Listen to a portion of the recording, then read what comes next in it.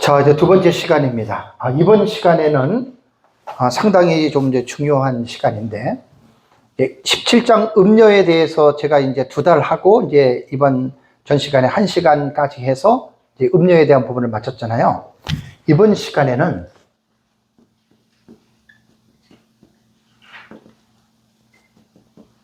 신학의 형성사에 대해서 제가 좀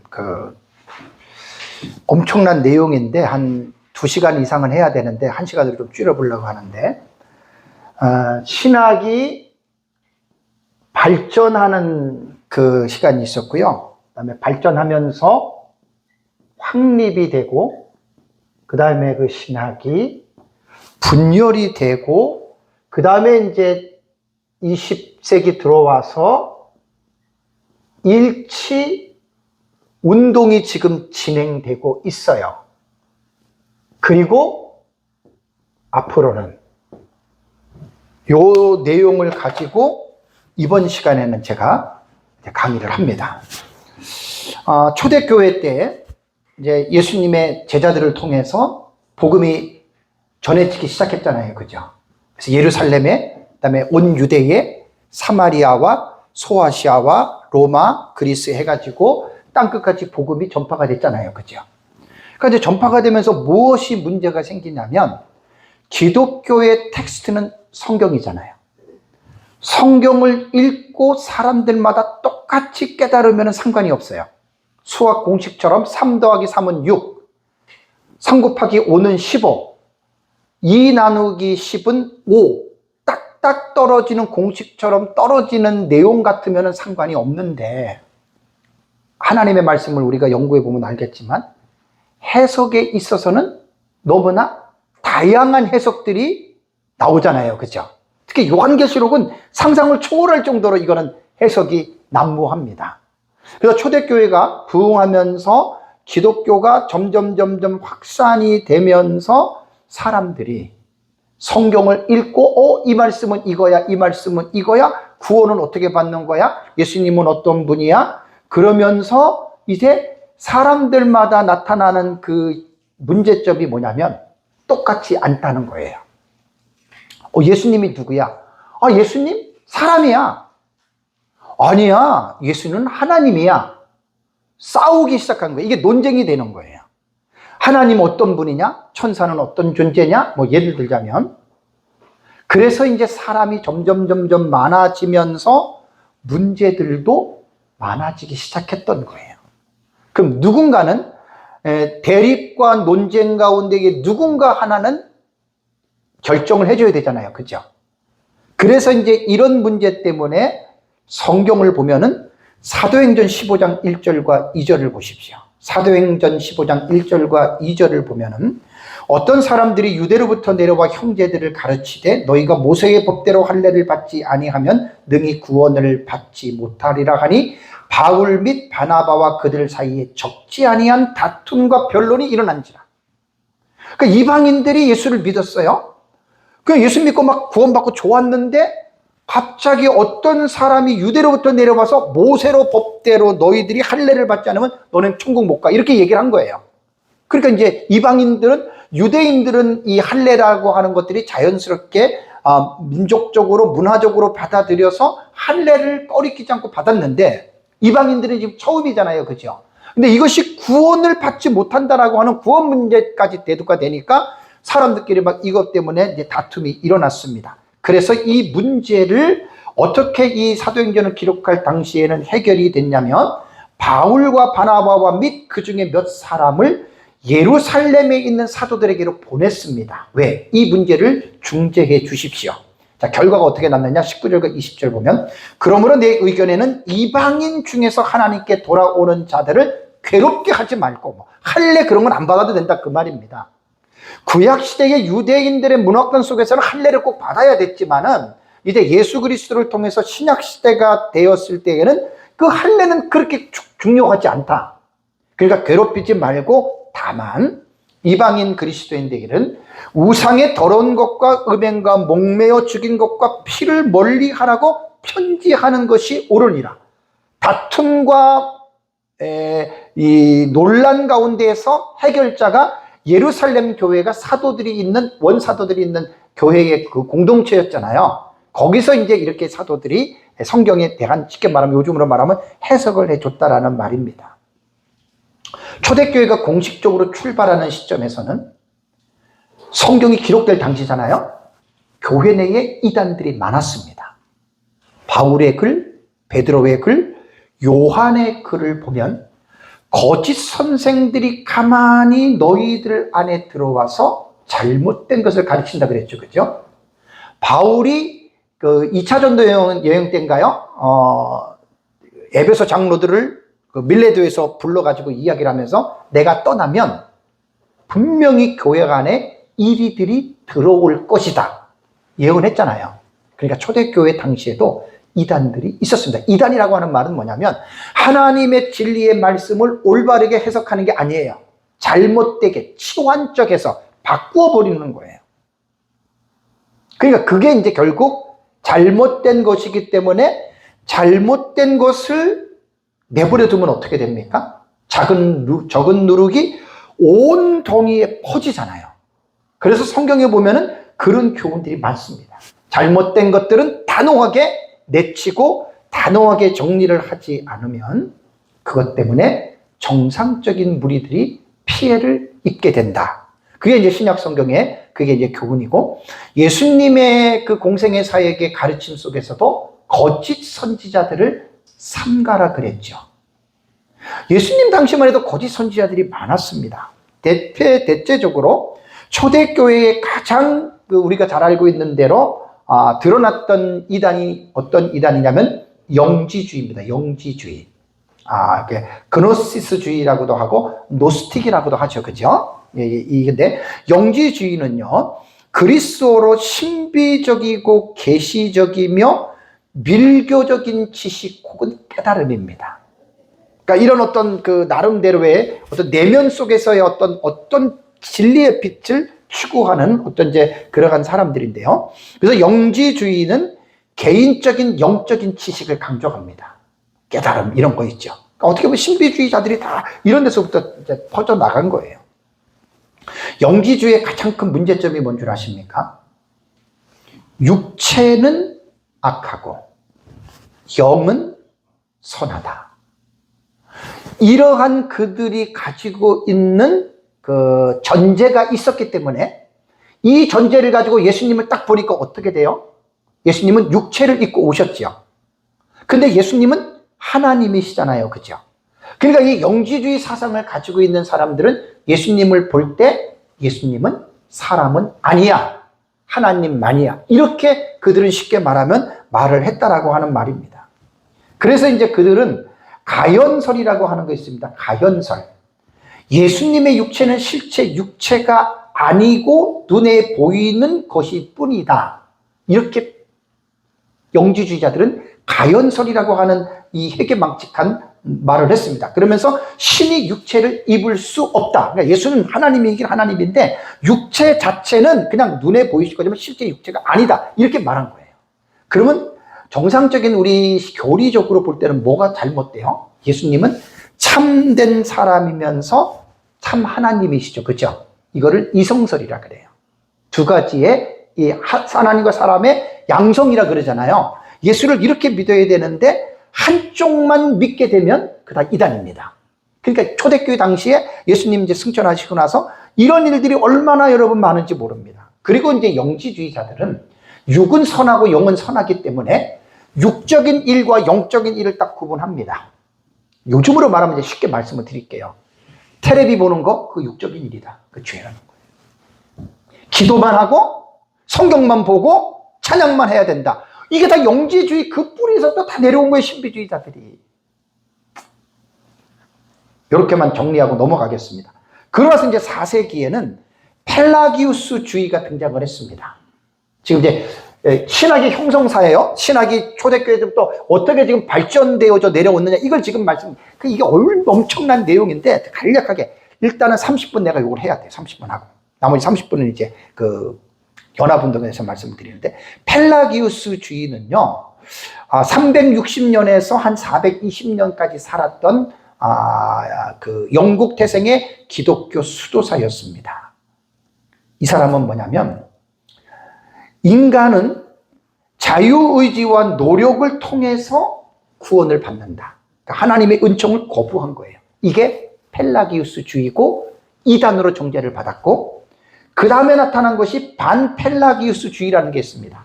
반펠라기우스주의는 뭐냐면 펠라기우스를 반대하는 게 아니라 펠라기우스와 어거스틴이 말하는 은혜로 구원받는다고 하는 것을 반반 섞었다. 그 반자입니다. 그래서 세미 펠라기아니즘이라고 그래요. 세미라는 말이 들어가는 거예요. 여기서 뭐냐면 인간의 구원은 펠라기우스는 행위로 구원받는다고, 자기 의지로 구원받는다고 얘기를 했잖아요. 반펠라기우스는 반반 구원받을 수 있다, 그 말입니다. 하나님의 은혜도 있지만 인간의 노력도 자유의지도 필요하다. 이게 반펠라기우스주의예요. 이것도 초대교부 시대 때인 이 공의회에서 이단의 사상으로 여러분 정죄받은 사상입니다. 자, 그러고 나서 이제 로마 제국하에서 기독교가 번성하기 시작했잖아요. 그죠? 313년 콘스탄틴 대제 때에는 기독교를 인정을 했어요. 그죠? 이제 기독교를, 그 콘스탄틴 대제 이전에는 로마가 기독교인들을 핍박하고 잡아서 죽이고 기독교를 박해했잖아요. 그죠? 근데 콘스탄틴 대제 이후로는 자기 어머니의 그 크리스찬이었기 때문에, 이름이 뭐였죠? 어머니? 그 기억들 못 하세요? 모니카는 어거스틴의 엄마고, 수잔나인가 뭐 누구 있어요. 네.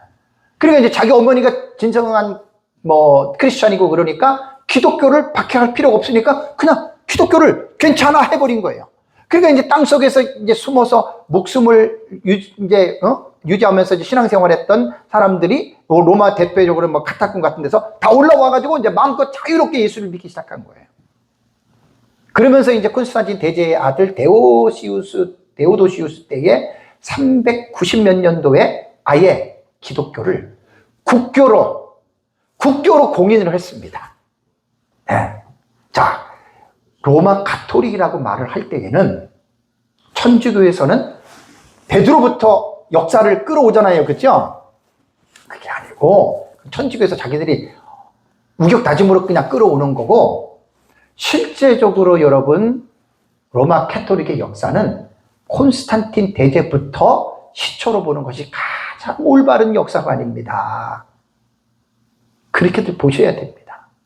그러고 나서 이제 기독교를 로마의 국교로 공인을 하면서부터 로마 제국이 기독교를 관장했다고 보시면 돼요. 기독교를 관장을 해가지고, 이제 그때만 하더라도 이제 계속해서 기독교가 부흥하며 기독교가 이제 성장하고 있는 차원에서 사람들이 늘어나면 늘어날수록 성경에 대한 해석이 복잡해지고 다양해지잖아요. 그러니까 누군가는 나타나서 이 교통 정리를 해줘야 돼요. 그래서 콘스탄틴 대제 때부터는 황제가 교회에서 일어나고 있는 신학적인 이질적인 해석들을 황제가 소집을 합니다. 교회의 대표들을. 동로마 서로마에 있는 교회의 대표들을 모아가지고 공의회를 통해서 논쟁이 되는 그 주제들을 정리를 해줬습니다. 그래서 초대교회에는 가장 우리가 이제 여러분들이 알고 있는 일곱 공의회 있죠. 일곱 공의회. 요 일곱 공의회는 1차 공의회가 니케아에서 이루어졌던 공의회입니다. 이게 325년에 시작을 했고, 그 다음에 이제 둘, 셋, 넷, 다섯, 여섯, 일곱 번째가 다시 니케아에서 787년에 니케아 공의회가 일어났는데, 이 기간 동안에 일어나는 공의회를 일곱 공의회 기간이라고 교회사를 볼 때 가장 기본적으로 배우는 겁니다. 내용을 생략합니다. 첫 번째, 니케아 공의회는 왜 일어났냐면, 아리우스라고 하는 사람이 일어나서 하나님의 아들로서의 예수는 영원전부터 존재한 분이 아니다. 예수는 피조물이다. 이렇게 말한 거예요. 이게 아리우스주의거든요. 그러니까 지금 동방서방에서 많은 사람들이 이것 때문에 논쟁이 일어나니까 1차 니케아 공의회 때 콘스탄틴인가 그 황제들이 이렇게 해가지고 이거를 초빙을 한 거예요. 막 여기서 막 싸우니까 그래서 이 회의에서 어떤 결과를 내린다면 아리우스주의는 이단입니다. 그리고 니케아 신경을 작성을 한 거예요. 그리고 2차 회의가 언제냐면은 콘스탄티노플리스에서 이루어졌는데 381년. 요게 이제 콘스탄티노플리에서 첫 번째가 일어난 거거든요. 내용을 생략합니다. 세 번째 공의회는 에페소 공의회라고 431년에 일어났고요. 그 다음에 네 번째 공의회는 451년에 칼케톤에서 일어났습니다. 칼케톤. 내용을 다 생략합니다. 그 다음에 2차 콘스탄티노플리스에서는 553년에 두 번째로 이제 콘스탄티노플리스에서 일어났던 거예요. 여기서 있었고요. 다음에 여섯 번째 공의회는 콘스탄티노플리에서 세 번째로 모입니다. 680년에서 681년 동안에. 그 다음에 일곱 번째가 아까 말한 2차 니케아 공의회. 첫 번째가 니케아에서 했잖아요. 두 번째 이때가 787년입니다. 이때는 교회 안에 들어온 성화, 이콘이라 그러죠. 성화를 숭배해야 되느냐 말아야 되느냐 이런 것 때문에 서로가 막 싸우고 다투고 갈라진 거예요. 자, 초대교회 보통 7 공의회가 그러면 이제 한번 써볼게요.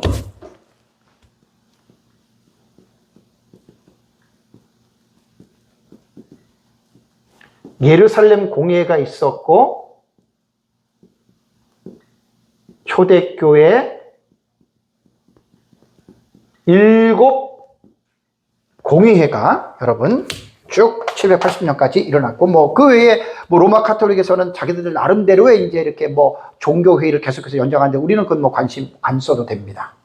자, 그러고 나서 이제 중세를 언제부터 보느냐. 그러니까 교회사 학자들마다 이거는 정확하진 않아요. 그런데 그레고리 1세 때부터 중세로 보는 것이 거의 많더라고요. 이때가 590년입니다. 그레고리 1세 황제가 등극할 때가. 그러나서 517년대까지가 어떻게 됩니까? 1000년 동안의 중세의 암흑시대라고 하는 거예요. 로마 캐톨릭이 이제 완전히 진리를 동굴 속에다가 집어 던져버리고 이게 1000년 동안에 로마 캐톨릭이 기독교를 완전히 혼합적인 종교로 만들어 놓은, 그래서 중세 1000년의 영적인 암흑시대라고 여러분 이렇게 이야기를 하거든요. 근데 우리는 종교개혁 이전에 르네상스라고 하는 이 용어를 여러분들이 먼저 이해를 하셔야 됩니다. 왜냐하면 종교개혁은 갑자기 1510년에 그때 딱 일어난 게 아니에요. 그 전부터 하나님께서 준비를 시켰는데 르네상스는 종교개혁이 일어나기 이전에 한 200년 정도, 뭐 그 이전으로도 갈 수가 있어요. 그 이전으로 갈 수가 있지만 대체로 학자들은 한 200년 경으로 보거든요. 르네상스라고 하는 용어는 문자적으로는 재생이라는 말입니다. 재생. 다시 새롭게 한다 그런 말이죠. 그래서 14세기에서 16세기의 유럽에서 일어난 르네상스는 문화운동입니다. 종교운동이 아니라 문화운동으로서 이제 고대 그리스와 그 다음에 로마의 학문과 지식을 재생, 부흥시키자고 하는 움직임이었어요. 그러니까 왜 이런 그 일반 사회에서 이러한 무브먼트가 일어났냐면 로마 카톨릭은 신 중심이었잖아요. 완전히 신 중심에다가 그것도 신을 올바르게 사람들에게 가르치는 게 아니라 하나님의 진리를 타락하고 변질시킨 그들이 신을, 하나님을 올바르게 가르쳤겠습니까? 이상하게 가르쳤을 거 아니에요. 그러니까 일반 사람들이 거기에 대한 그 잘못된 어떤 인식들이 너무나 많아서 이미 세상 사람들조차도 거기에 역겨워서 점점 이제 그들이 세상 사람들의 정신세계의 그 곳에서 이거 뭔가 잘못된 거고 뭔가 좀 새롭게 해야 되고 이제 그러한 생각들이 여러분께 나게 된 거예요. 예를 들면 로마의 교황에게는 지옥의 파문권이 있었습니다. 그래서 교황이 딱 불러놓고 너 지옥 가, 그럼 그 사람 지옥 간다는 거예요. 여러분 성경에 그런 말이 있습니까? 없잖아요. 그러니까 한두 가지가 아니에요. 중세에 뭐 면제부 그거는 이제 그 종교개혁 그 후에 또 일어난 그거 하지만 뭐 인간의 상식적으로 이해가 되지 않는 일들이 너무나 많으니까 일반 세속 사회에서는 이제 이러한 어떤 그 고대 그리스와 로마 시대의 그 학문과 지식을 뭔가 일으켜서 그들이 정신적인 분야에서 좀 자유한 삶을 살기 위해서 이런 운동이 종교개혁전에 일어났다는 거예요.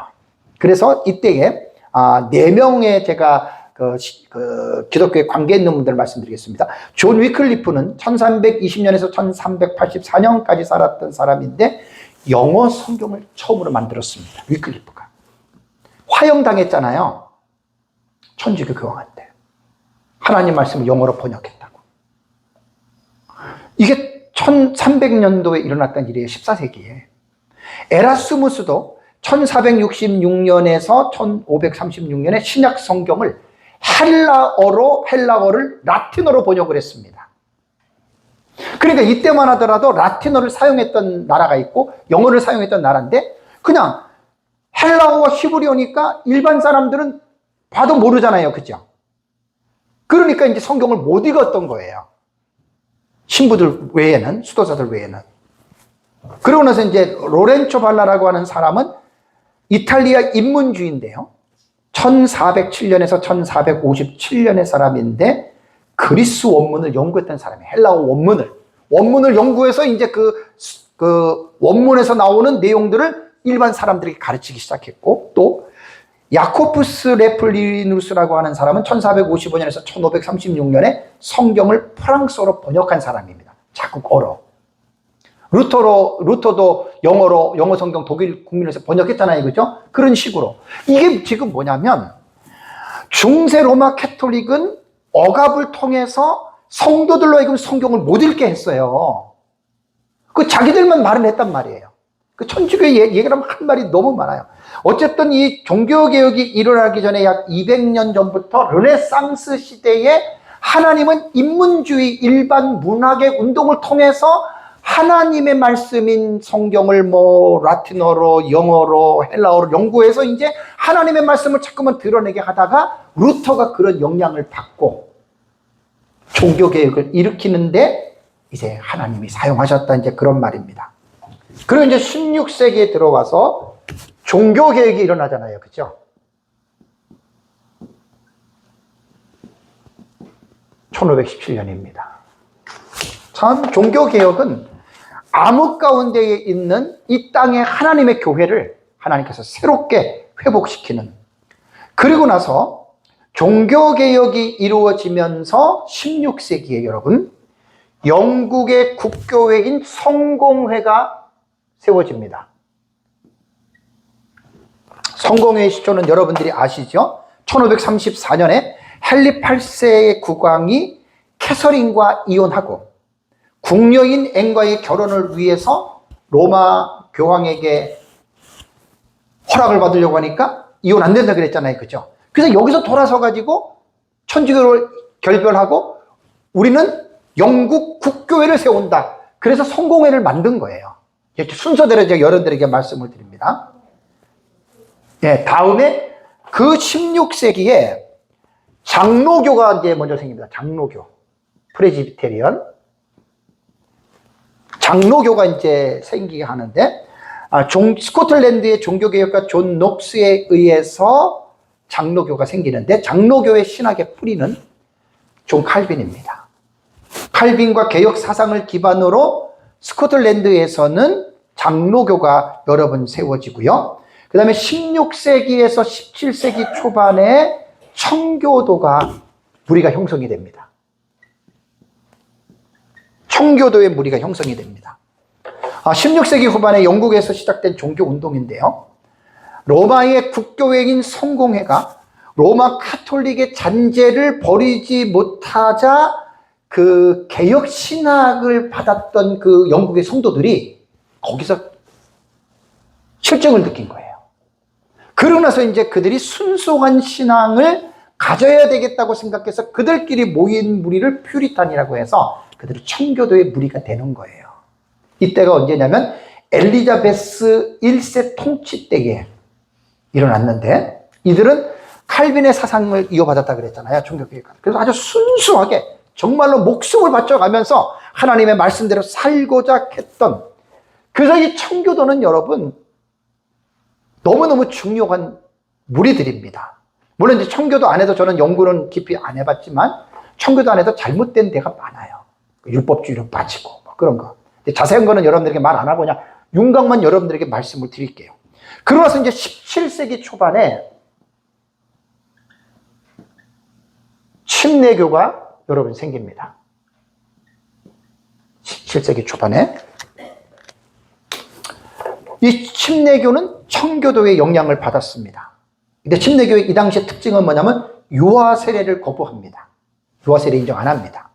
그 다음에 교회와 국가의 분리를 주장하고 교회 성도들의 자율성과 개인신앙 고백을 중요하게 여겼는데 침례교는 영국과 북미에서 빠르게 성장하면서 점점 분파가 됩니다. 여러 가지로 이제 갈라진다는 얘기예요. 장로교 그렇듯이. 그 다음에 이제 17세기 초반에 퀘이커 교도들이 일일이는 다 제가 말할 수가 없는 게 너무들 많아요. 조그만 것까지 얘기를 하면.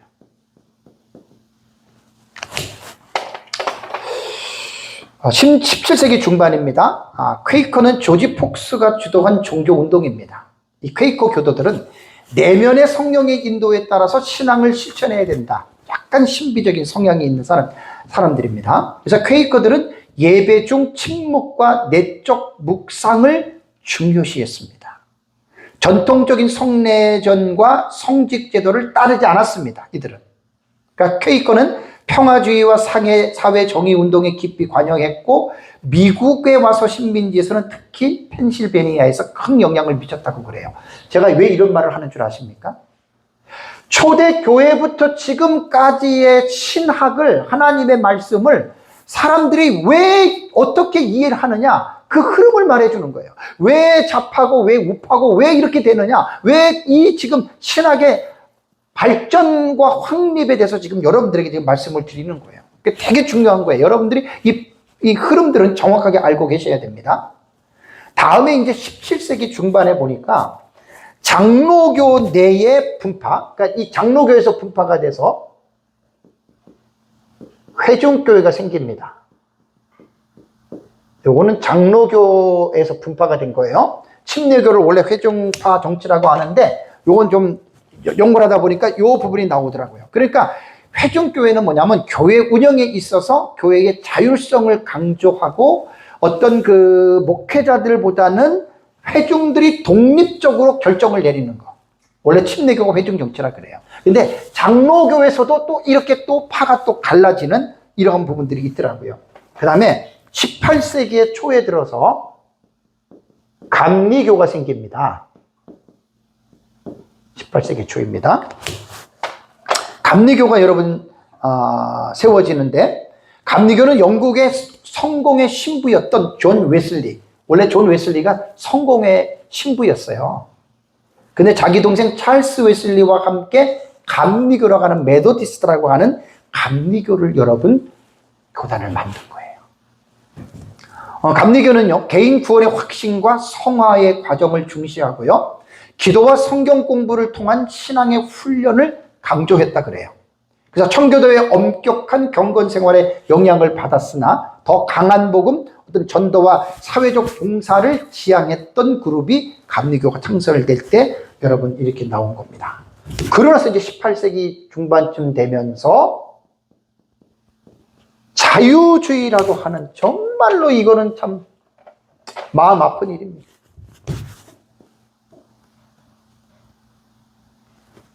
자유주의 신학이 출현하게 됩니다.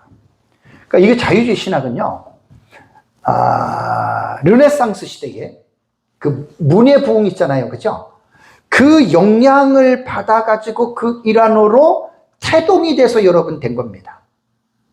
그래서 이 자유주의의 신학의 아버지를 우리는 슐라이마허로 보거든요.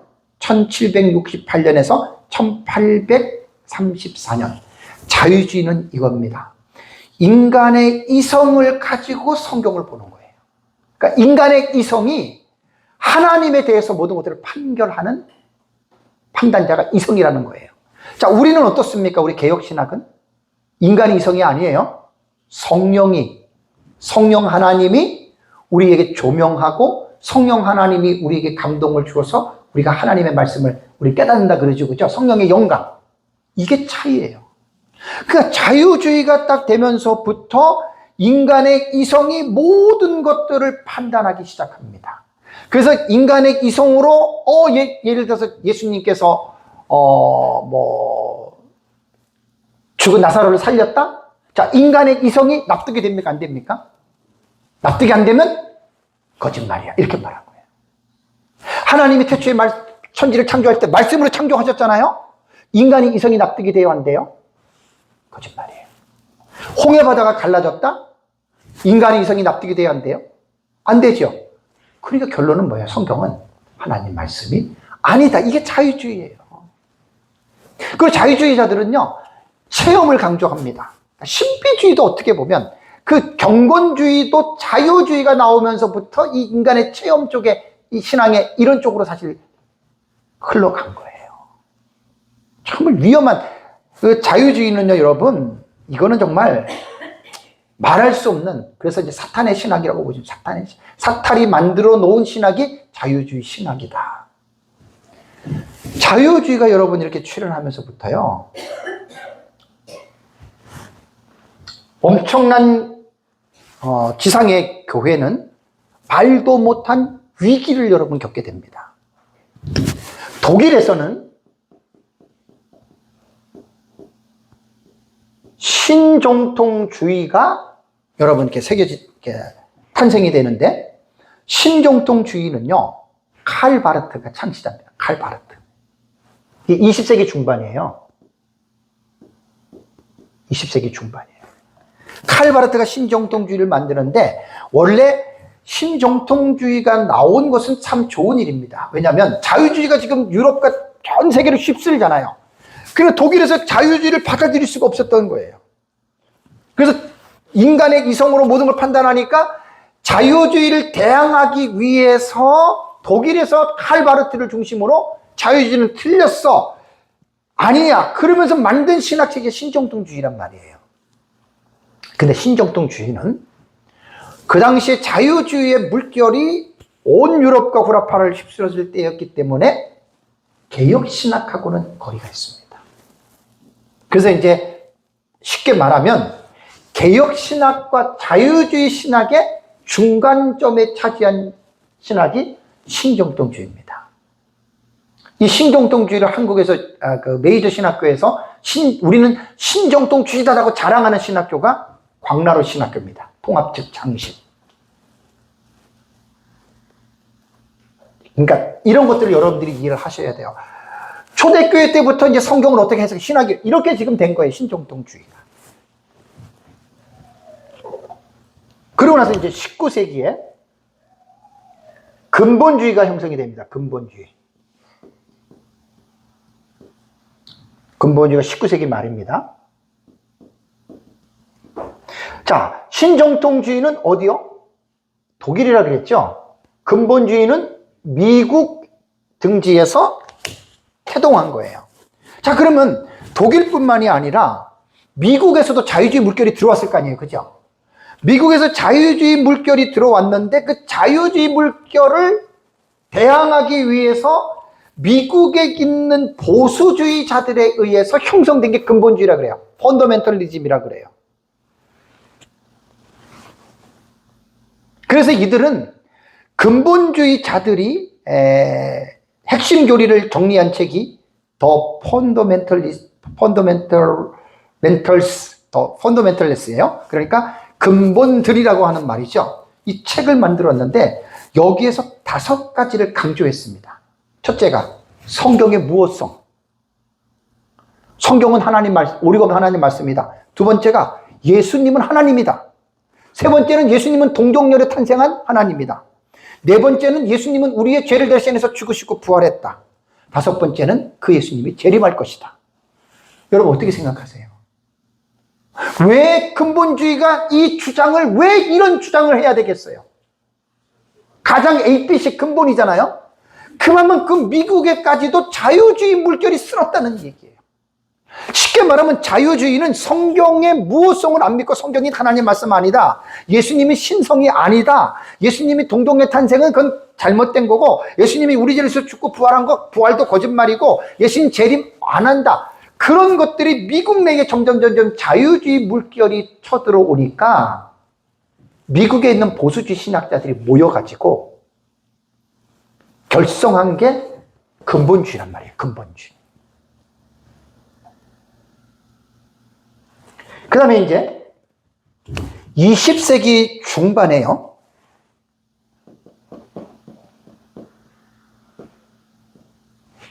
신근본주의와 복음주의의 분리가 시작이 됩니다. 근데 근본주의에서 이제 또 갈라지는 거예요. 자, 20세기 중반에 일부 근본주의자들 중에, 이거 잘 들으셔야 돼요, 여러분. 이런 걸 잘 이해를 해야 오늘날 왜 사람들이 왔다리 갔다리 하는지 이해가 된다고요. 여기서부터 잘 들으셔야 돼요. 20세기 중반에 일부 근본주의자들이 현대사회와의 단절을 주장합니다. 그 아까 말한 5가지의 그 주장은 옳은 거죠. 그죠? 네? 5가지 주장은 성경이 하나님 말씀이고, 예수님의 신성을 믿고, 동정의 탄생, 대속의 죽음과 부활, 재림 믿는 거 좋잖아요. 그죠? 이거를 믿으면서 일본 근본주의자들 가운데에는 현대사회와의 단절을 주장합니다. 아까 말한 대로 세상의 것으로 성과 속을 절대적으로 구분하기 시작합니다.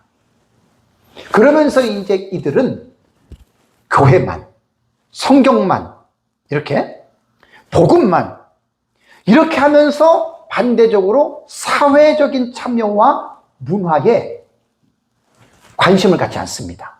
아이, 세상은 세상이야, 마귀의 세상이야, 우리 관심 가질 필요 없어, 우리는 오직 교회에서 기도하고 우리끼리 부흥하고 이렇게 해야 돼. 여러분 이거 잘 생각하셔야 돼요. 요렇게 지금 신근본주의, 복음주의가 지금 분별이 되는데, 여기에서 신이라고 하는 요 단어에 여러분들이 기억을 하셔야 돼요. 그러니까 원래 근본주의는 좋은 거예요. 그죠? 신이라고 한, 딱 네오라고 하는 신자가 딱 붙어버리면 어떻게 해요? 문제가 되는 거예요. 여기서 관심을 가져야 돼요. 제가 이제 오늘도 이제 그렇죠, 정동주의도 신자를 보세요. 신자. 요것이 붙으면은 요게 이제 반드시 문제가 되는 거예요. 이거를 잘 이해하시면 오늘 한국교회 뭐 12.7 사건부터 시작해서 뭐 이거 좌파 우파 뭐 이거 다 여러분 이해가 됩니다. 그러니까 이런 지식이 없으면 지금 현 상황을 보고 여러분 이해들이 안 돼요. 그래서 이제 이들 중에서 신근본주의로 탁 빠져가니까, 아, 세상은 신경 쓸 필요 없어, 뭐 저들은 뭐 예수 믿고 안 믿고 지옥 갈 사람들이니까 신경 쓸 거 없어, 우리끼리. 여러분 이거 올바른 태도예요, 잘못된 태도예요? 잘못된 태도예요. 여러분 이거요, 오늘 이 시대의 한국교회 안에서도 이런 사람들이 있을까요, 없을까요? 있어요. 극우파들이 이런 사람들로 보시면 돼요. 극우파들, 교회 안에 다 이런 사람들이란 말이에요. 충격적인 걸 여러분들이 이해를 하셔야 돼요. 그래서 이제 근본주의의 사상을 가지고 있는 사람들은 온건하고 복음 전도에 이제 중심을 두면서도 사회를 우리가 매정하게 내버리면 안 되잖아요. 그죠? 왜? 예수님이 너희는 어디에서 빛과 소금 역할을 감당하라 그랬어요? 세상이잖아요. 교회에서 빛과 소금 역할을 감당하라는 게 아니잖아요. 자, 여기서부터 문제가 뭐냐면, 사회 참여와 문화의 소통을 신근본주의는 거부하고 단절하고, 복음주의를, 근본주의를 따라간 이 복음주의는 사회 참여와 문화의 소통을 지향했다. 여기서 균형을 잡으셔야 돼요. 오늘날 한국계 태극기부대 같은 경우들은 다 이쪽이에요. 이걸 잘 여러분들이 이해를 하셔야 돼요. 그래서 신근본주의를 조금 더 제가 설명을 하겠습니다. 신근본주의 다시 제가 요거 이제 복음주의와 분리되는 과정 속에서 이렇게 말씀을 드렸고요.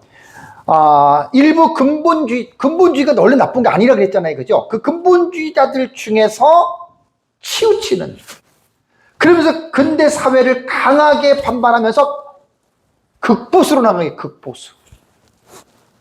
저도 보수지만 극보수 싫어해요. 그거 아니에요. 그러니까 막 교육과 정치에서도 근본주의적인 입장을 막 사회에다 막 내놓기 시작합니다. 근데 이들은요, 현대문화와 과학을 배척하고 사회 정치적인 참여를 통해 전통적 기독교 가치를 지키려고 하는 경향을 보입니다. 그러니까 이제 세상에서 뭘 합니까? 데모를 하는 거예요. 그러니까 칼빈이 말한 저항이라고 하는 거, 그리스도인들이 진리를 거부하기 위해서 우리가 정상적으로 국가를 위해서 저항할 수 있는 저항권은 있지만, 이들은 저항권을 넘어서 국가에 대해서 막 데몬스트레이션을 일으킨다는 말이에요. 이게 신근본주의자들에게서 나오는 거예요. 그래서 이 미국에서는요, 20세기 후반 이후에 보수 정치 세력과 이 신근본주의들이 결합을 합니다. 뭔가 좀 비슷한 게 안 떠올라요? 그러면서 정치적으로도 이 신근본주의자들은 정치에까지 영향력을 발휘하게 됩니다. 그래서 1970년대부터는 기독교 우파 있죠. 크리스찬 라이트라고 하는 기독교 우파로 불리우는 정치적인 운동이 미국 사회에서 일어나면서 반낙태, 전통적 결혼 옹호, 공립학교의 기독교적 교육 등의 이슈들을 개입하기 시작합니다. 근데 이거는 틀렸다는 말이 아니에요. 낙태 반대해야죠. 그죠? 그걸 해야 되는 거예요. 근데 이제 대체적으로 이런 식으로 신근본주의는 이제 그 사회에 대한 것들을 우리가 등한시한다고 하지만 기독교에서 지키고 있는 전통적인 우리 교리들 있잖아요. 그죠? 막 이런 것들을 막 강력하게 막 사회에 나가서 외치기 시작했다.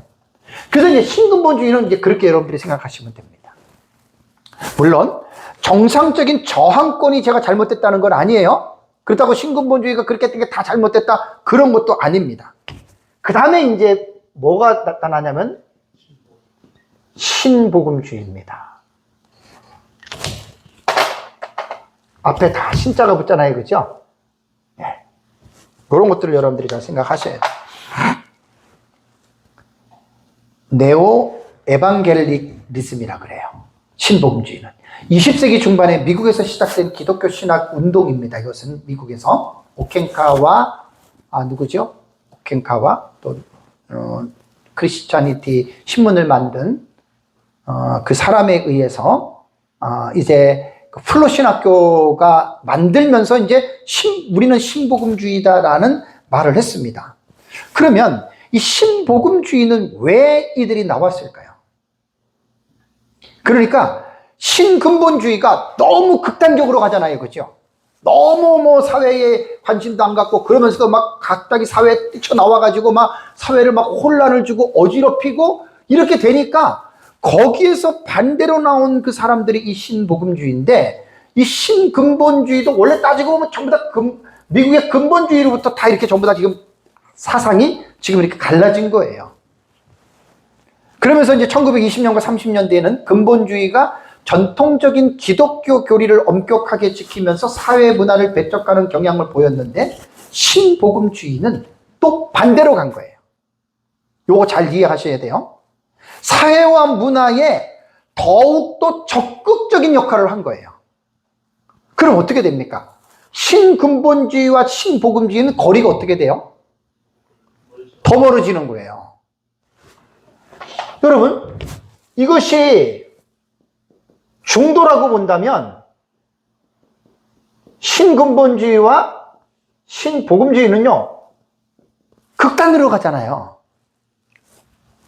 그게 거리가 점점 멀어질 수밖에 없는 거예요. 여기서 또 하나 문제가 생기겠죠. 너무나 이 세상의 문화나 이 세상의 정치에 너무나 가깝게 되면 어떤 일이 생기겠어요? 문제가 생기겠죠. 그죠? 이게 극과 극이 가져오는 공통분모예요. 극과 극이 가져오는.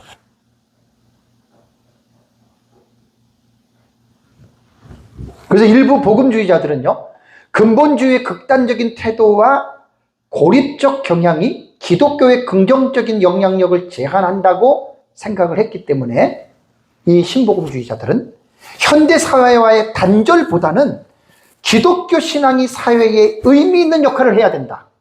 맞습니까? 틀립니까? 맞는 말이에요. 그러니까 지금 뭐냐면 신근본주의 무조건 잘못됐고 신복음주의 무조건 잘못됐고 이렇게 말하면 안 돼요.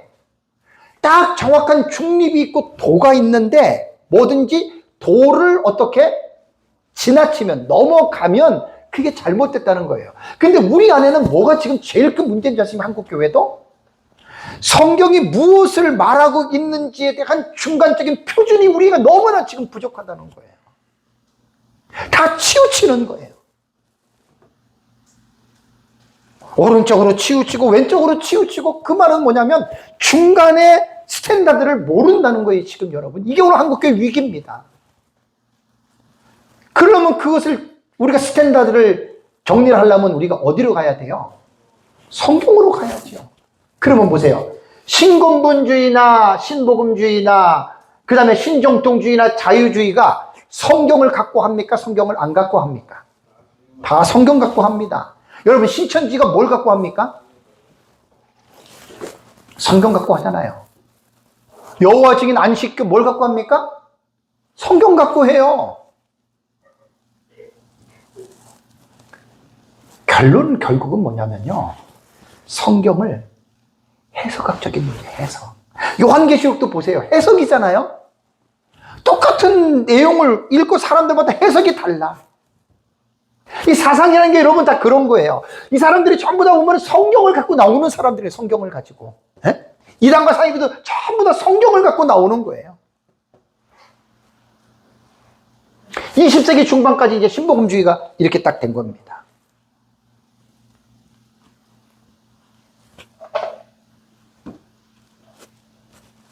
거의 신학적인 사상은 이제 여기서부터 이제 지금까지 이 흐름이 내려온다고 생각하시면 돼요. 그럼 20세기 들어오면서 하나님의 말씀에 대한 해석들이 신학이 변질되기 시작하잖아요. 여러분 이게 심각한 문제입니다. 미국과 유럽의 기독교가 1510년에 종교개혁 이후에 500년이라고 하는 시간을 지나면서 물론 여기도 몇 개 더 있어요. 많이 있어요. 뭐 제세례파라던가 뭐 그런 것들은 제가 집어넣질 않았어요. 뭐 다 있는데 그래도 집어넣지 큰 것만 제가 지금 이야기를 한 거예요. 종교개혁 이후 500년 동안에 이 흘러내려온 하나님의 말씀을 해석하는 이 신학의 임무거든요. 해석은 신학의 임무라고요. 이게 지금 이렇게까지 내려온 거예요. 지금. 그러고 나서 제가 아까 말씀드린 대로 지금 21세기에 들어와서 종교다원주의라고 하는 이건 뭐 이제 더 이상 갈 데가 없을 정도까지.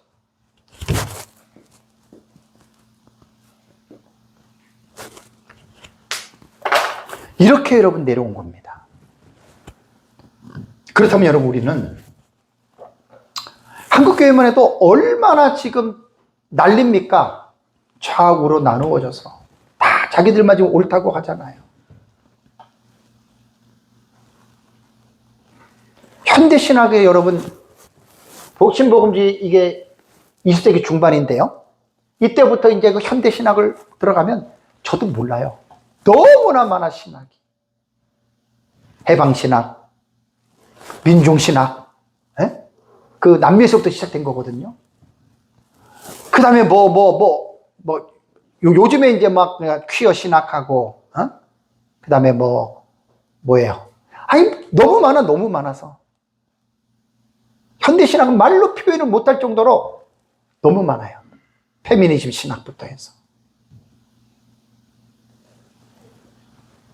말도 못합니다. 말도 못할 정도입니다. 그래서 지금 현대신학이라는 혼란한 사조로 인해서 정통신학을 따르는 우리는 이제 복음주의 있잖아요. 복음주의 신학. 개혁신학 혹은 정통신학 같은 의미로 보시면 돼요. 같은 의미로. 저는 같이 봅니다. 이게 말하면 쉽게 말하면 정상적인 신학의 흐름이에요. 종교개혁자들 이후에 보세요. 교단이 다 다르잖아요. 교파가, 그죠? 교파가 다 다르잖아요. 신학이 다르다는 거예요. 다르다고 해서 본질이 다른 건 아닙니다. 어떤 부분에 있어서 서로 다르기 때문에 그렇게 여러분 말을 하는 것이죠. 그래서 이제 아까도 제가 여러분들에게 말씀드린 대로 문제가 뭐냐면요.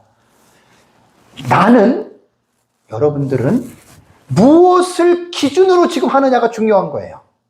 여기서부터 문제를 여러분들이 딱 직시하셔야 돼요. 나는 어떤 것을 기준으로 지금 나는 이 사회를 보고 있는가? 자유주의 입장에서 보느냐? 아니면 종교개혁자들은 개혁신학 입장에서 보느냐? 아니면 신종통주의 입장에서 보느냐? 근본주의 입장에서 보느냐? 신근본주의 입장에서 보느냐? 신복음주의 입장에서 보느냐? 기준에 따라서 다른 거예요, 여러분. 지금 이게 대화가 결코 쉽지 않아요. 성공의 기준으로 보냐, 장로교로 보느냐, 청교도로 보느냐, 침례교로 보느냐, 케이크로 보느냐, 회중교로 보느냐, 감리교로 보느냐, 뭐 순복음도 있고 다 안 써놨어요. 구세군 순복음 같은 거 다 있잖아요. 고단교파가 더 많아요. 일일이 다 안 썼어요, 제가. 중요한 건 여러분 이것부터 생각하셔야 됩니다. 나는 무엇을 기준으로 지금 이 사건을, 이 현상을 보고 있는가? 기준이 안 맞으면요, 대화가 안 됩니다. 우리나라 6.25 전쟁만 하더라도요, 북침입니까, 남침입니까? 교육을 남침으로 받은 사람들은 평화로운 나라에 남한이 먼저 공격했다, 그죠? 북한을. 그렇게 배운 사람들은 그렇게 아는 거예요. 그러니까 이게 벌써 사상이 다르면 대화가 되겠어요, 안 되겠어요? 안 되는 거예요. 여러분, 이게 세상의 논리고 이것이 여러분 세상의 가치관입니다.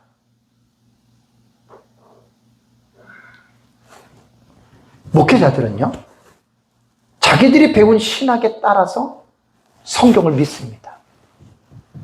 자유주의 신학을 했다면 성경에 대해서 규중성을 안 둡니다. 왜? 성경이 하나님 말씀 아니니까.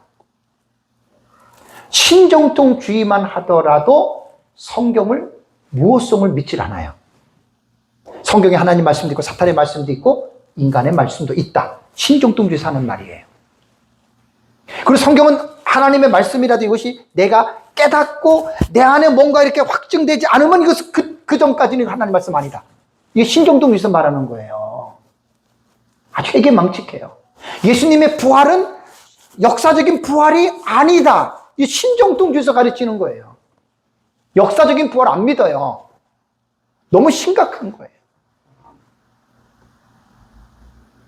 개혁신학은 우리는 성경의 무엇, 아까 그 근본주의에서 5가지 말한 거 있죠? 성경의 무엇성, 예수님의 동정과 탄생, 십자가의 죽음과 부활, 그 다음에 재림. 이거 다 믿잖아요. 개혁신학은 성경이 하나님의 말씀으로 우리는 믿는 거예요. 의심하지 않고. 그러니까 기준이 여기서부터 차이가 나기 때문에 목사님들은 다 자기가 배운 신학대로 죽을 때까지 살아갑니다. 올바른 설교가 뭐지요? 그러니까 이게 신학적 입장에 따라서 다른 거라니까요. 다른 거예요. 데살로니가 후서를 한번 보십시오, 여러분. 이번 시간엔 이것만 해야 되겠네요. 2개는 도저히 안 돼요. 데살로니가 후서 2장 9절과 10절을 보십시오. 바울이 데살로니가 교회에서 뭐라고 예언을 했냐면, 데살로니가 후서 2장 9절과 10절을 보면, 악한 자의 나타남은 사탄의 활동을 따라, 적그리스도지요. 그러니까 사탄의 활동을 따라 모든 능력과 표적과 거짓 기적과 불의의 모든 속임으로 멸망하는 자들에게 있으리니. 능력도 나타나고 표적도 나타나고 거짓 기적도 나타나고 불의의 속임도 나타나고, 그러면서 이는 뭐라 그랬습니까? 그들이 진리의 사랑을 받지 아니하여 구원함을 받지 못함이라. 시대를 잘 구분하고 분별할 수가 있어야 됩니다. 그러니까 인류 종말에는 사탄이 거짓된 사상을 가지고 하나님의 자녀들을 혼란스럽게 만들러 갑니다. 그래서 베드로전서 5장 8절에는 사단이 우는 사자처럼 두루다니면서 삼킬 자를 찾고 있다, 그 말을 한 거예요. 제가 전 시간에 이제 17장을 마치면서 음녀에 대한 부분을 말씀을 드렸잖아요. 그죠? 여러분들이 한번 2000년 교회사를 초대교회 때부터 지금까지 한번 이것을 잘 한번 생각해 보십시오. 어떠한 사람들이 음녀에 빠질 수 있겠는가를 여기서 우리가 확인을 해야 됩니다. 어떤 사람들이 빠질 것 같습니까? 여기서 이제 사실 애매모호한 거예요. 어디까지 기준을 두느냐가. 다음 시간에 제가 이제 에큐메니칼 종교연합운동, 이거 지금 30분 하려고 했는데 안 돼요. 딱 이거 지금 신학의 확립 분열까지만 제가 하고 일치운동은 점심 먹고 할게요. 거기서 이제 에큐메니칼 운동, 이게 왜 위험한지, 아주 뭐 원리로 볼 때는 너무 좋지요. 너무 좋지요. 너희가 하나가 되라, 너무 좋지요. 현실은 그렇지 않습니다. WCC는 제가 다음 시간에도 말씀을 드리겠지만 1948년에 설립된 전세계교회 연합단체로서 140개국 이상의 나라에서 349개의 교단들과 교회들이 가입한 단체인데, 이 WCC가 종교다원주의 사상에 지금 물들어가고 있다는 말입니다. 가면 갈수록 점점 노골화가 될 것입니다. 그래서 제가 마지막으로 여러분들에게 말씀을 드리는 결론적인 내용은 뭐냐면, 여러분, 신학이 중요합니다. 일부 목사님들 가운데 신학 무용론을 말하는 목사님들이 가끔 있는데 정말 이상한 분들입니다. 왜? 그분들은 신학 때문에 교단이 갈라졌기 때문에 신학이 필요 없다 그러잖아요. 그죠? 여러분, 이거 얼마나 위험한 말인 줄 아십니까? 우리는 신학이 나쁜 게 아니에요. 초대교회 때부터 지금까지 이렇게 신학이 형성이 됐다고요. 교단과 사상들이 이렇게 형성이 됐다고요. 이곳에서 어느 하나만이 옳다라고는 말할 수는 없어요.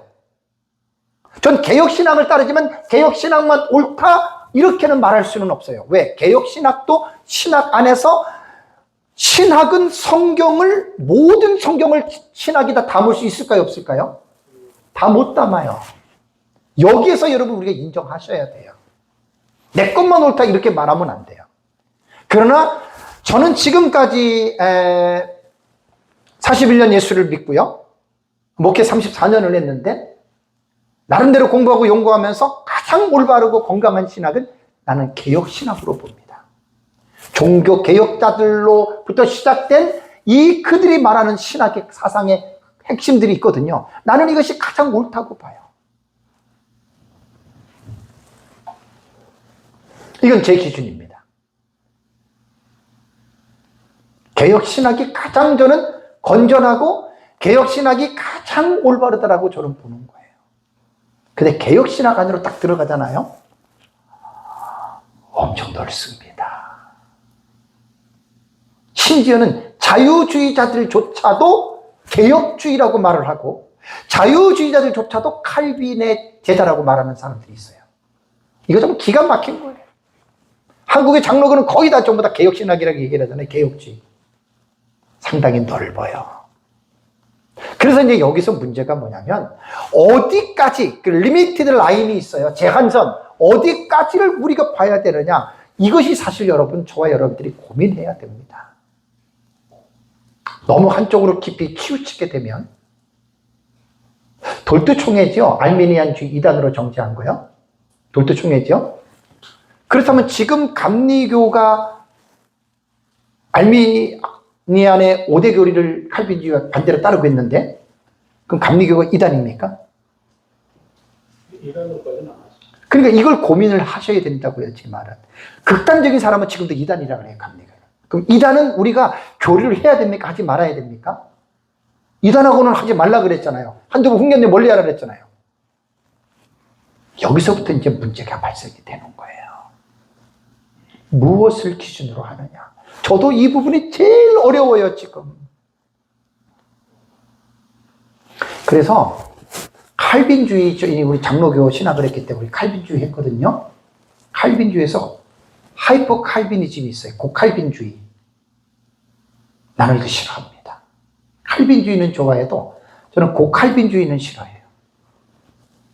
어떤 사람은 심지어 고칼빈주의는 이단이라고도 말을 하는데 일리는 있어요. 예를 들자면 하나님의 절대 주권만 강조해요. 절대 주권을 강조하면서 인간의 책임도 함께 강조하는 것이 칼빈주의거든요. 절대 주권만 강조하고 인간의 책임을 강조를 안 해요. 그거 잘못된 거예요. 고칼빈주의자들이 잘못된 행태가 이런 거란 말이에요. 하나님이 다 하셔.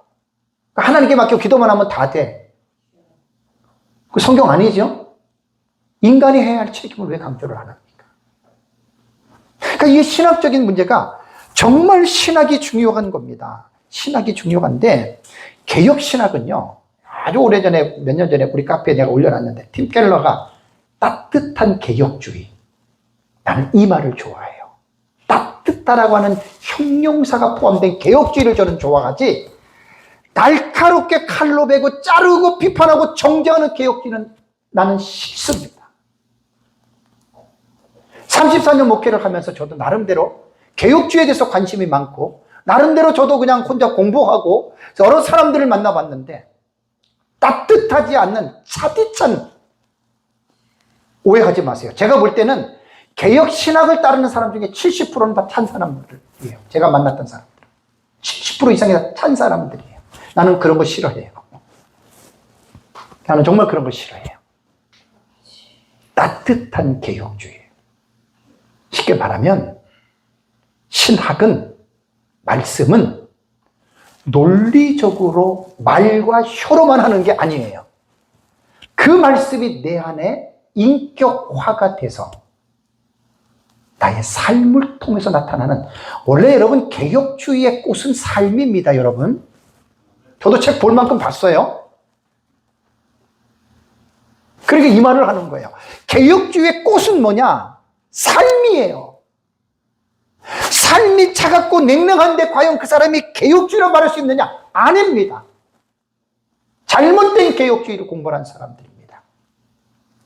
제 개인적인 통계라 그랬습니다.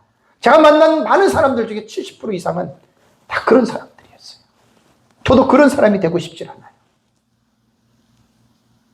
논쟁이나 일삼고 비판이나 하고 정죄나 하고 삶으로 드러내야죠. 진리를. 두아디라 교회 아시죠? 그렇게 좋았던 교회가 자칭 여자 선지자였던 여자 이세벨을 용납하면서 두아디라 교회가 여러분 어떻게 됐습니까? 완전히 교회가 박살이 났잖아요. 두아디라 교회는 요즘으로 말하면 이제 신비주의, 은사주의로 보시면 되고요. 어쨌든 말씀을 맺겠습니다. 이번 시간에는 신학의 형성사에서 발전, 확립, 분열까지만 제가 봤습니다. 다음 시간에 제가 일치운동, 에큐메니컬 무브먼트라고 에큐메니즘에 대해서 다음 시간, 1시간 동안 제가 하도록 하겠습니다. 어쨌든 여러분들이, 저도 그렇고, 죽을 때까지 우리는 신학을 공부를 하는 거예요. 목사는, 성도들도. 그래서 잘 배워서, 혹시나 저도 그렇고, 완전하진 않잖아요, 우리가. 계속해서 배워가는 거예요.